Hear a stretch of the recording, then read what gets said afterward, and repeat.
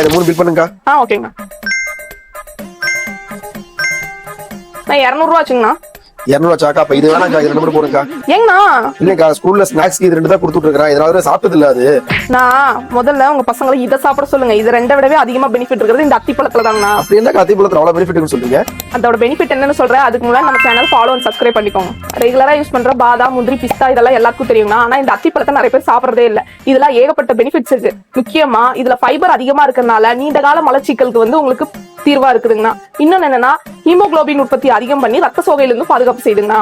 உங்க எலும்புகளுக்கு பாதுகாப்பு வேணுமா? அப்ப நீங்க இதை சாப்பிட்டா போதும். இதுல கால்சியம், மெக்னீசியம் ரொம்ப அதிகமா இருக்குங்கண்ணா. முக்கியமா இதுல பிளட்ல ட்ரைக்ளோகிரைட் அளவை குறைக்க உதவுது. அதனால மாரடைப்பு அபாயத்தை நம்மளுக்கு தடுக்குதுங்கண்ணா. பெண்களுக்கு மாதவிடாய் சார்ந்த எந்த பிரச்சனையா இருந்தாலுமே இதை சாப்பிட்டா போதுங்கண்ணா, சீக்கிரமா சரி செஞ்சிடும். இது எப்படிக்கா? பாதாம் முந்திரி மாதிரி அப்படியே சாப்பிடுறதா இல்ல இதுல வேற ஏதாவது இருக்கா? நான் பாதாம் முந்திரி மாதிரி அப்படியும் சாப்பிடலாம். இல்லாட்டி நைட்டு தண்ணியில 1 ல இருந்து 2 பழத்தை ஊற வச்சு மறுநாள் காலையில எழுந்திரிச்சு நீங்க அதை தண்ணியோட சேர்த்து சாப்பிடலாங்கண்ணா. முக்கியமா சுகர் பேஷண்ட் இருக்கிறவங்க டாக்டரை கன்சல்ட் பண்ணாம எந்த நட்ஸையும் சாப்பிடாதீங்க.